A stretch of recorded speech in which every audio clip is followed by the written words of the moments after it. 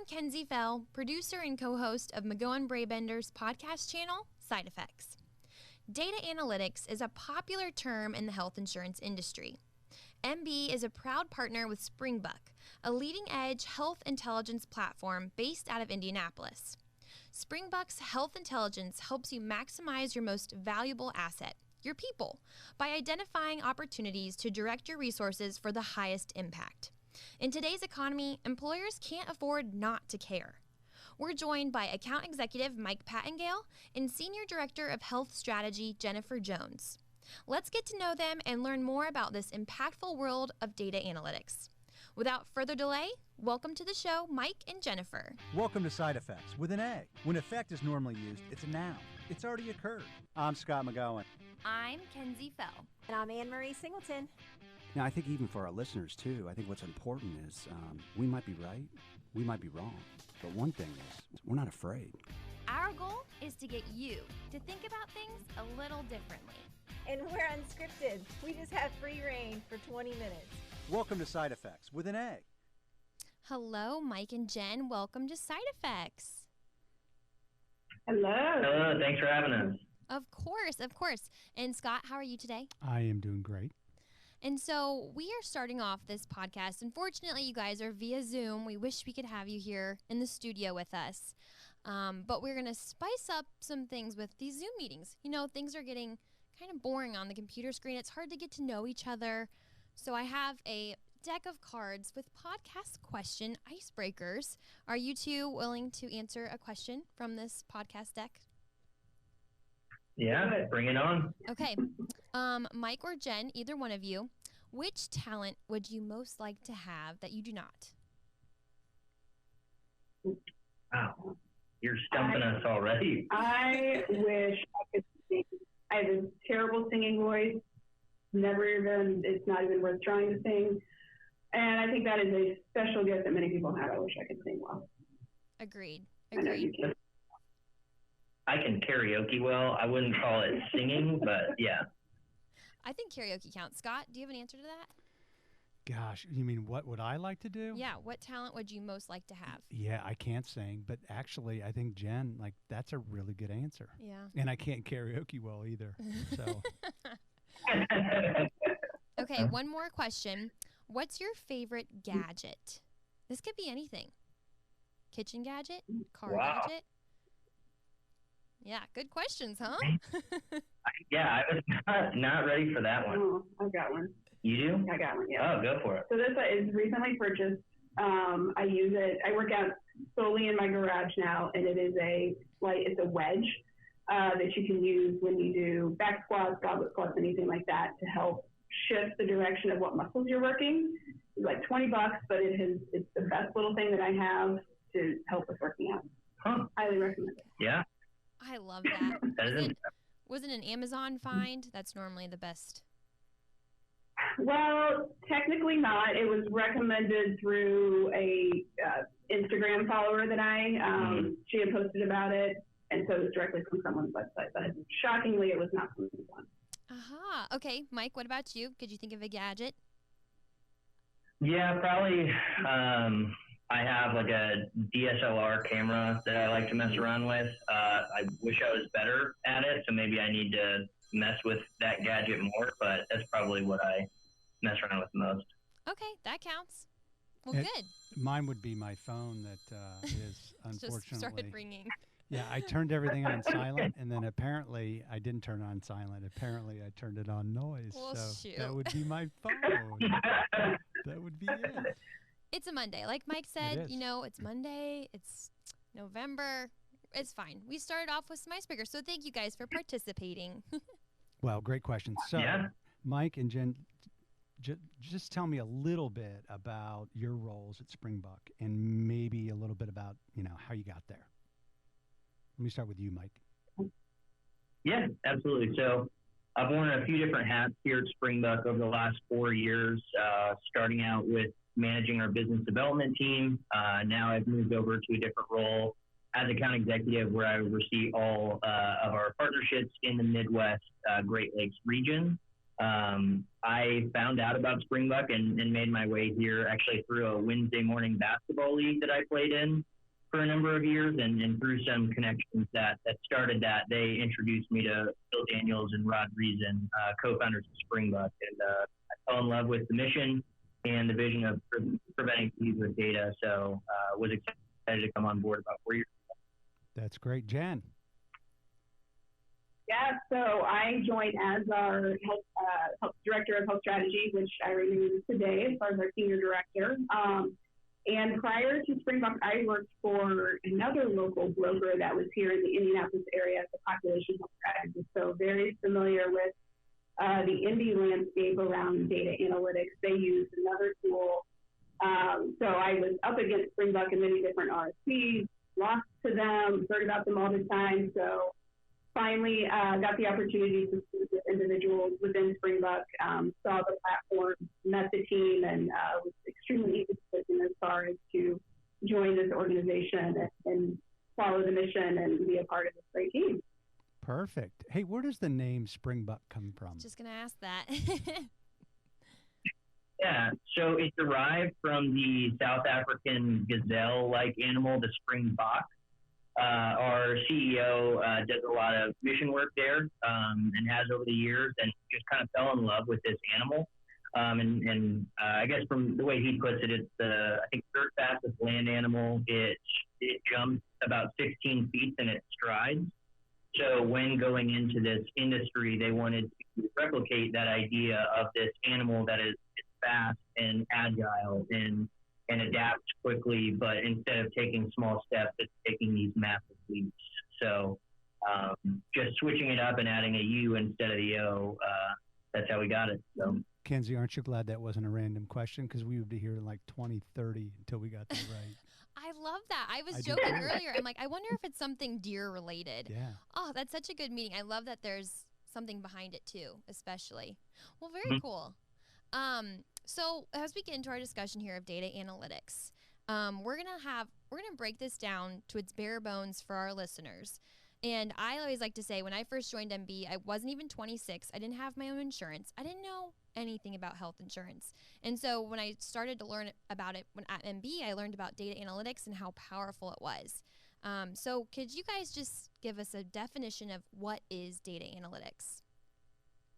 Yeah, sure. So ultimately, analytics are used within businesses all throughout their organization to provide decision-making support. So to make the best possible decision, data provides facts and context.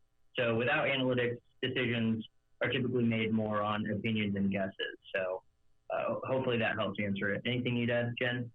No, I think, yeah, it's just really being able to harness data and use that for decision-making purposes. As we move more into healthcare analytics, obviously focusing around the healthcare data that we're capturing from carriers and other various vendors that would affect the overall population health of the membership. Well, I think that's important. Like for our listeners, obviously, I think a lot of brokers distribute reporting. So basically, what happened. So we would call that kind of healthcare reporting. When you talk about data analytics, what's the power of having analytics? Yeah, I think especially when it comes to like healthcare, we've often seen that most employers have used analytics for operations, marketing, sales, et cetera. But then when it came to their healthcare, which is often for a U.S.-based employer, the second or third biggest line item, they were still stuck in the 90s with the approach that they took to healthcare analytics. So I really think it helps the employers and their broker consultants make each decision backed by data. And to your point, Scott, rather than looking through the rear view mirror, they're able to not only focus on what happened, but what's going to happen over the next 12 months and start to understand what actions they can take now to make the biggest impact for that employer or the I think, you mentioned carrier reporting, and when we think about healthcare analytics, we think about health intelligence, it goes beyond reporting. It's being able to see trends within the data, look at it from a clinical lens, look at forecasted events, predicted events. So it brings this whole additional power to the data where people can begin to answer questions and solve problems rather than just look at status reporting from month to month. Yeah, I think for a lot of listeners too. So reporting might be what happened and how much did it cost. And I think the power of data analytics is why did it happen? Could it happen again? Mm-hmm. Does that make sense? Yeah, exactly. Yep. Yeah. Is there a difference between data analytics and healthcare analytics, or is it interchangeable? I think as it pertains to like our industry, we kind of use it interchangeably, but I have friends that run data analytics shops that have nothing to do with healthcare. They'll provide all of these disparate data sources from, say a marketing firm will use 10 different dashboards and these different tools to understand, what do our leads look like? Are they qualified leads? How is this affecting our funnel? And so they're pulling into a dashboard only specific to like their marketing, the quality of leads that they have. Whereas with healthcare, we're doing this something similar, but it's all related to healthcare data and showing what options there are to make the biggest impact, or what plan design would lower the cost for this employer the most, what would engage with our non-compliant diabetics the best way. So kind of a similar approach, just using a different set of data altogether. Gotcha. Thank you for clarifying. So when I think about the businesses that are affected by this, why should a CFO or a benefits team or HR team care about these numbers? How does it affect their decisions? Yeah, I think, CFO has a fiduciary responsibility to administer the health plan as efficiently as possible. So Springbuk's going to help guide them in that role. I think it also helps streamline a lot of what the benefits team has typically done manually. So hopefully it's going to create a lot of efficiencies within the groups, and also going to start to showcase the ROI of different wellness programs that they're putting in place, and really showing how they've moved the needle if they're reporting that back up to the CFO, or if the CFO is showing that to the board. A lot of groups that we're working with, depending on who they need to show those outcomes or pulling those reports for, pulling that data for, they need to oftentimes be able to answer those questions extremely quickly. And having a tool like Springbuk that is an interactive, web-based tool, they can find those answers quickly and get those out as fast as they need to, rather than relying again on more traditional sources that only updated. You get the report once a week or once a month, and you're trying to find those answers. It allows you to very efficiently find those answers and get those questions out to those who need that information. So for our listeners, so if I was curious about this, so who is data analytics for? Who is it not for? So specifically talking about like group size and access to data, maybe help them kind of understand. Yeah. So I think each carrier has a different threshold. But for us, I would say self-funded employers with at least 100 enrolled employees on their medical plan is where we see Springbuk being a good fit. I think historically, it's only been made available to employers with 5,000 or 10,000 employees. But now with modern technology and just how we've gone to market, we're taking what's traditionally been available to these massive employers and made it available to all self-funded employers, even ones that might be significantly smaller than the ones previously mentioned. Yeah, I always take a approach to these answers. So yeah. With exception to the size factor as far as from a funding perspective, I always think that these types of solutions are best suited for the employers that will use the data, that want to make a change, that want to be able to have this type of information and understand how that can impact their overall employee health. If you aren't going to use data and it's more just checking the cost, nothing's going to be beneficial for you. But if you have that type of leadership and that type of culture built in to where you will make some use of this, then it can be impactful really for any group from a size perspective. So when you think about historically, this has been available to larger employers. So how are you able to do it for smaller employers? Yeah, I think for us, just with the relationships we have with different carriers and vendors, we're using the same process and streamlined approach. So from our team, we're putting the same amount of effort for a group if it's 150 employees or if it's 15,000. So really, as long as that carrier that they're with is willing to give us the data, we'll consume it. Even there are fully insured groups out there that might be looking at making a switch over the next 12 months, and Springbuk or data analytics is really powerful for them. So when they do make that switch, they have all of these ideas and answers as far as what will make the greatest impact, rather than trying things out after making a significant switch like that. And I think the interactiveness of the tool and being able to serve up what those opportunities are, what those suggested solutions and opportunities are to help mitigate that risk really works well for that smaller to also mid-sized market as well, where they don't have a robust department of analysts, wellness components. Like, they don't necessarily have, we have many people wearing several different hats. So they're best able to really utilize the platform for what it is as far as driving direction and opportunity, but can also lean into the Springbuk team from a consultative perspective as far as if they need help with that reporting, if they need help with enablement, to be able to have this type of resource, like we stated, was traditionally mainly reserved for those jumbo or super large employers in the past. Yeah, and I think for our listeners too, I think they need to understand that you guys go, so historically reporting would just talk about the specific claim and the cost. Whereas your intel, you go much deeper. So what did happen? Why did it happen? Potentially even maybe what hasn't happened and what's the cost for that moving forward. Does that make sense? Yeah. And that's really the power, is that last component that you mentioned, as far as being able to forecast or potentially diagnose what could happen in the future is really key when you think about strategy of developing wellness programs, trying to control costs. I mean, we look at COVID and everything that's happened now, and so many financial predictions that we just have thrown out the window because we had this huge gap of 3 months where there was nothing happening. But there's still a need for care. So having a system that can help you understand what that risk is going forward really puts into better perspective as far as the types of programs and changes that you need in order to help control that cost and control the risk.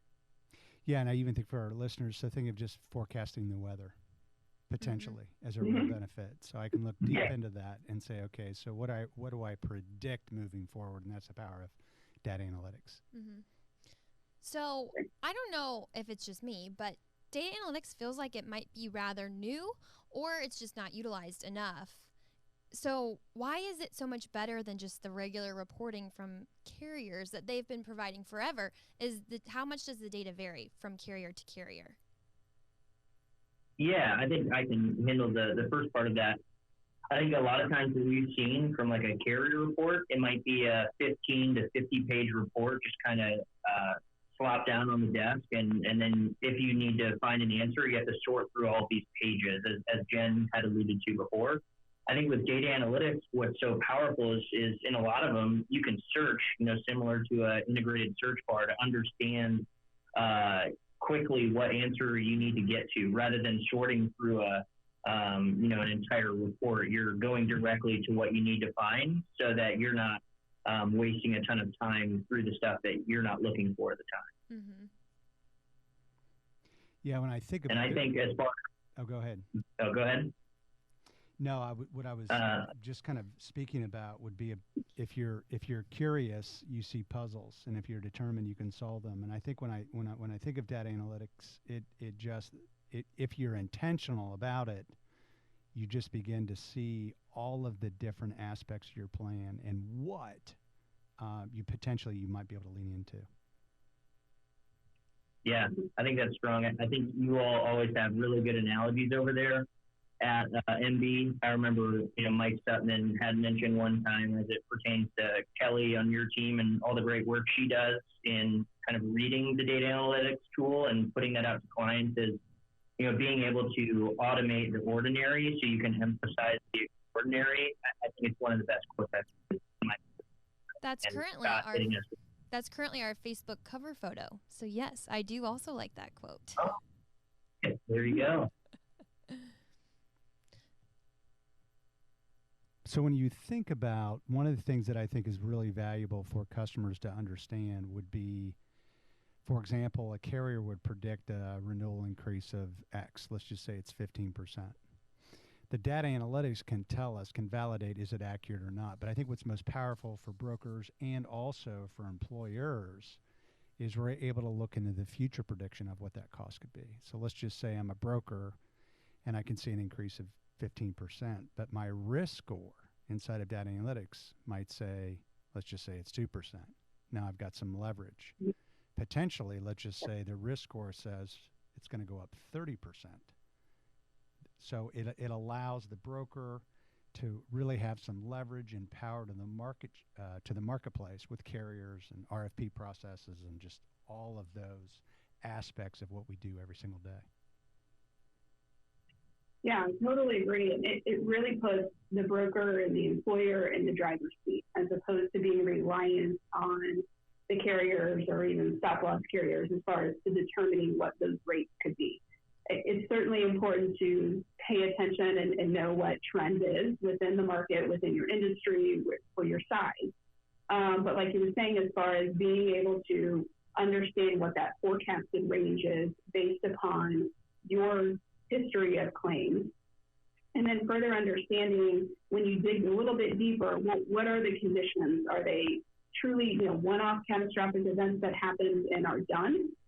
So we can exclude them when we think about going forward next year, or do we see truly a rise in chronic conditions, and we know we're adding more and more people to the plan that are bringing more and more of those types of conditions. So it gives you a better understanding of where that prediction is coming from, and like you said, it you to be able to begin to have that leverage in those types of conversations about renewals.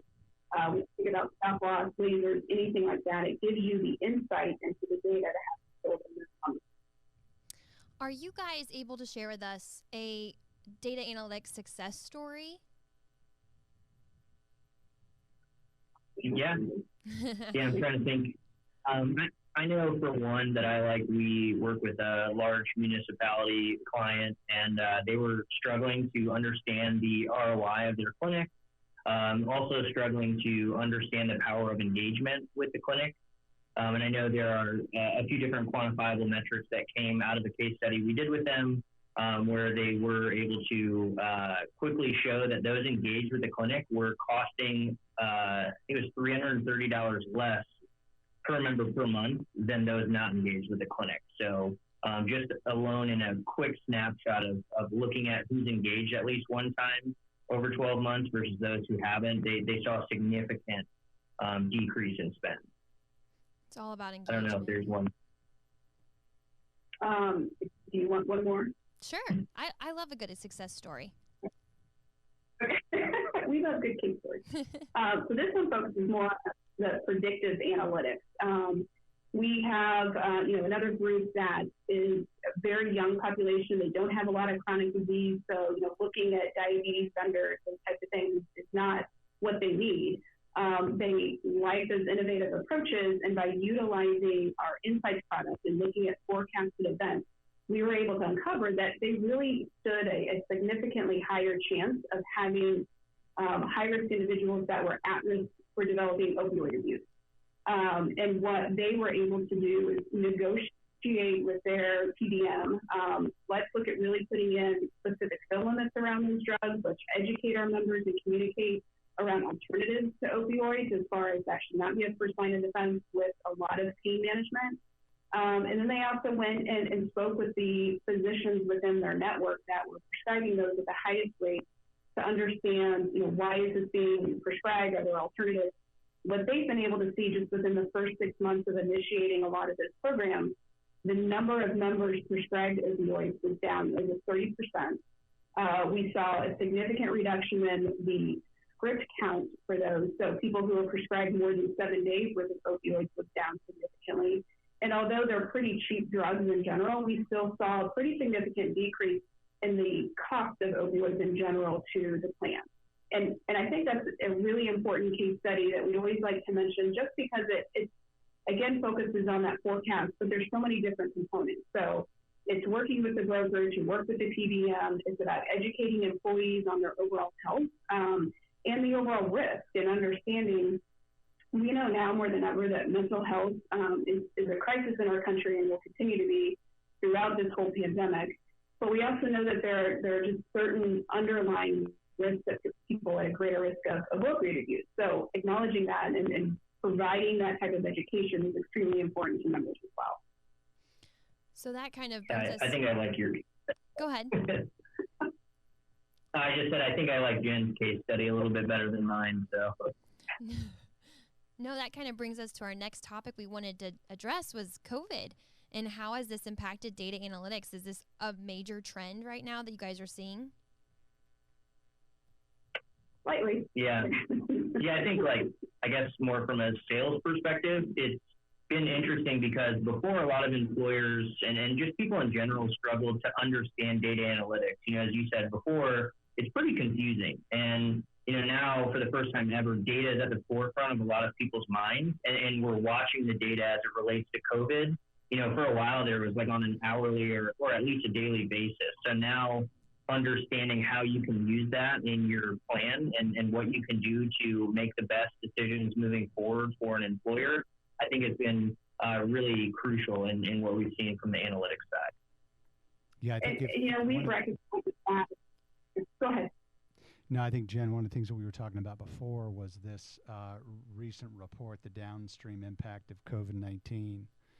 And you guys just do a really good job talking about, obviously, the mitigation of all the elective surgeries that were, abandoned and the potential of what that might look like moving forward. So I just thought of this analogy, and it could be terrible. But anyway, I have GPS in my car, so I have that. I can plug in, where I want to go. It's going to tell me based on speed and the distance when I could arrive. If I use Waze, it's going to tell me a lot of information. So traffic, it's going to reroute me. It's going to look at a lot of different aspects because it's looking at live data and it's looking at a lot more information, which is the power of data analytics. So it looks at that. So one of the advice that you give in this white paper, which maybe we'll throw out on our website for our listeners, is the fact that we're able to go back and look at what happened in 19, potentially what was abandoned in 20, and what can we look to or predict or expect in 20 and 21. Yeah. I think that white paper does a great job of dissecting COVID as a whole and understanding that there are, entities out there that are trying to predict, from a financial impact, what that looks like, what that means from a plan perspective and overall healthcare costs.